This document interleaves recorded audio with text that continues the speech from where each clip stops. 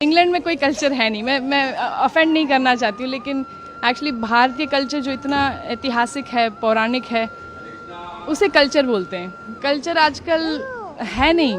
India में भी बहुत तेज़ रफ्तार से गुम हो रहा है कल्चर। हम अभी भी है ऑब्वियसली यहाँ पर, लेकिन एक्चुअली इंग्लैंड में देखा जाए तो अब आजकल बस आधुनिकता में सब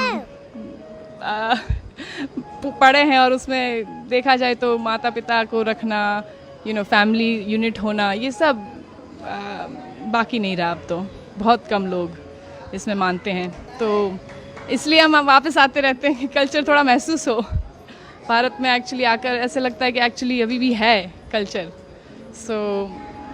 उसका कोई। आप इंग्लैंड में रहती हैं, ऐसा इस माटी में क्या है, ब्रज की माटी में, जो आपको बार बार खींच लाता है यहाँ पर? पता नहीं, आप बताइए क्या मैजिक है ठाकुर जी की, क्या मतलब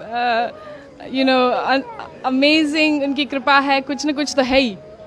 लेकिन यहाँ पर जैसे हम अलाइव हैं, जान है।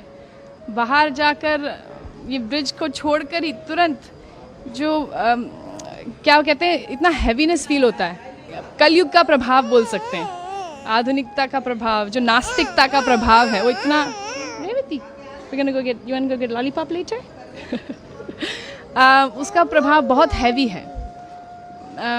तो इसलिए ब्रज की माटी में ये जो आस्तिकता है, जो हम तपस्या कह सकते, ये उसी के लिए आते हैं कि हमें ठाकुर जी के दर्शन हो और यही संस्कार और सनातन धर्म का महसूस हो, क्योंकि बाहर तो है नहीं।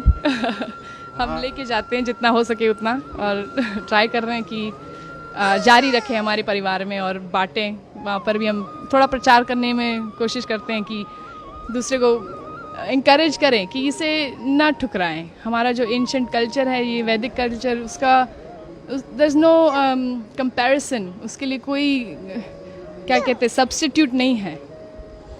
हम ये वेस्टर्न कल्चर को अगर फॉलो करते रहेंगे तो बस खाली हो जाएंगे, अंदर से खाली रहेगा।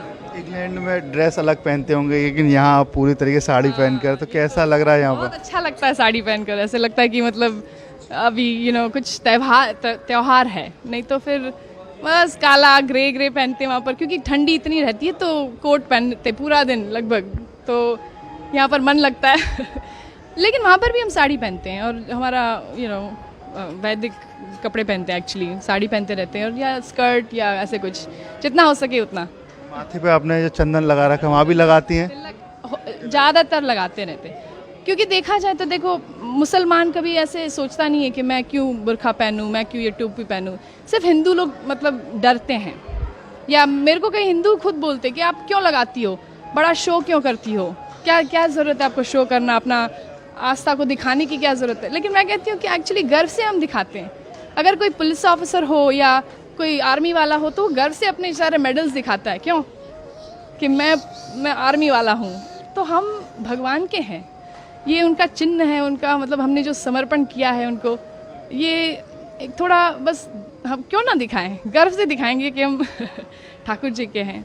उससे मतलब प्रोटेक्शन मिलता है ऑनेस्टली। मतलब ऐसे सिर्फ दिखावे के लिए नहीं है कि लगाया हुआ है, कि भगवान हमारे साथ है, वो तो है ही हमेशा। लेकिन थोड़ा जैसे हम सिंदूर लगाते हैं अपने पति के लिए, तो भगवान के लिए क्यों ना लगाए, और वो उससे इंटीमेसी लगती है भगवान के साथ, तो उस प्रोटेक्शन भी बहुत महसूस होता है कि नेगेटिवता मतलब जो नेगेटिव है वो एनर्जी थोड़ा दूर रहे। तो क्या करती हैं आप इंग्लैंड में, क्या काम करते हैं? मैं एक्चुअली पार्ट टाइम, मेरे चार बच्चे हैं, आज दो घर पे अभी, और तो पार्ट टाइम मैं संस्कृत पढ़ाती हूँ उन्हीं के स्कूल में।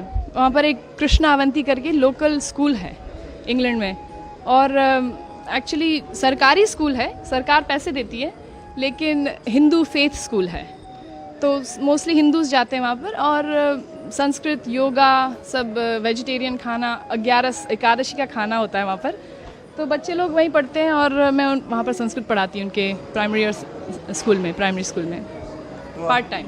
गीता भागवत भी आप पढ़ती होंगी? बिल्कुल, जितना हो सके उतना। गीता पढ़ते हैं, Bhagwat Gita, Bhagwat Gita, you go to Bhagwat Gita classes every day?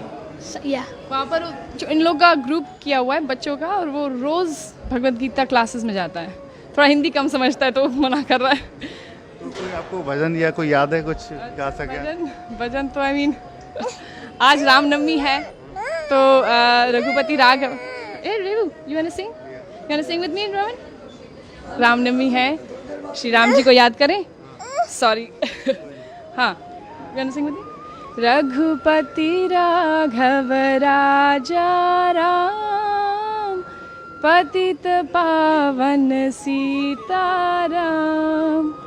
बोलो रघुपति राघव राजा राम पतित पावन सीताराम. जय हो. जय हो, हरे कृष्णा. देखिए बात करें इंग्लैंड की, वहाँ बड़ी बड़ी बिल्डिंग है, यहाँ पर सिर्फ धार्मिकता है, तो कुछ अलग लगता है. तो बड़ी बड़ी इमारतें हैं विदेश में, लेकिन उसका क्या फ़ायदा अगर दिल छोटा हो, मन में शांति ना हो, अंदर सुख ना हो, हृदय में मतलब प्रेम ना हो.